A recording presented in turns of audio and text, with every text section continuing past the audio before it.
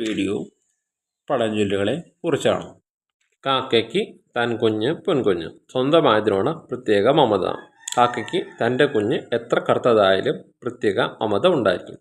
മറ്റൊരു കുഞ്ഞ് എത്ര സുന്ദരനായാലും കാക്ക അതിനോടല്ല സ്നേഹവായ്പ പ്രകടിപ്പിക്കുക, സ്വന്തം കുഞ്ഞിനോടായിരിക്കും. സ്വന്തം എന്ന തോന്നൽ മമതയ്ക്ക് കാരണമാണ്. തൻ്റേതെന്ന് ഊറ്റം കൊണ്ടിരുന്ന ഒരു വസ്തു അത് എത്രമാത്രം ഉപയോഗശൂന്യമായിരുന്ന തീർന്നാലും അതിനോടുള്ള മമത കെട്ടടങ്ങുന്നതല്ല.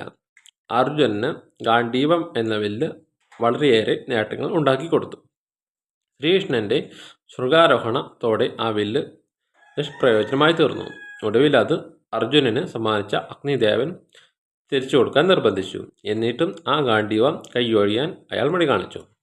ഒടുവിൽ സഹോദരന്മാരും വരുണദേവനും എല്ലാവരും നിർബന്ധിച്ചപ്പോഴേ അത് ഉപേക്ഷിച്ചു.